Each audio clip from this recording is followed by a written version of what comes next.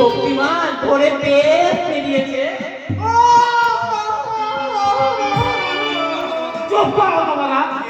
ওই হেরে গেলা গলায় যখন কান্না কাটতে তোর লজ্জা করে না?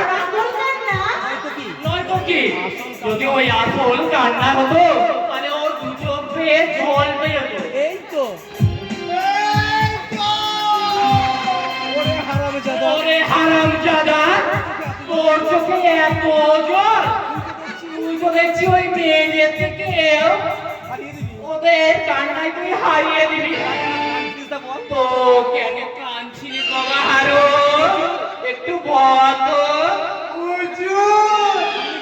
আপনি যদি ওই গাছের খান আর কলারও কুড়ান তাহলে আমরা কি খাবো হুজুর? তার মানে আমার সাথে ফুলবালির বিয়ে। আমার সাথে ওই ফুলবালির বিয়ে, হানিমুন আর বাচ্চা পয়দা করার বাকি ছিল। বাকি সব কিছুই সারা হয়ে গেছে। এ হতভাগা, বাকি রইলটা কি?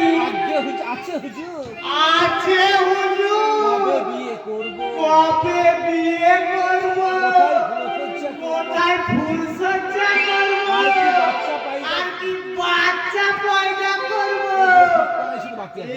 এগুলোই শুধু ঠিক করা বাকি আছে। ওগুলো ঠিক করার আগে ওগুলো ঠিক করার আগে তুই ওর কাছে ঠিক করে জেনে তুই নে ওর কাছে ঠিক করে জেনে নে তো ওর ভাবের ঘরে কেউ যে ওর ভাবের ঘরে সিম পেয়েছিস না তুই অন্যের ভাবে ঘরে। অন্যের ঘরে ভাবের ঘরে সিম কাটতে ঢুকে পড়েছিস। এই কথার মানে এ কথার মানে আমি বলছি হারাধন, এই কথার মানে তুমি যাকে নিয়ে বিয়ে করা, ওই হানিমুন করার স্বপ্ন দেখছো, সে হলো শক্তিমানের বাচ্চাটা।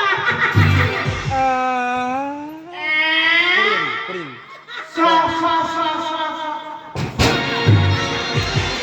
কি হলো স্যার?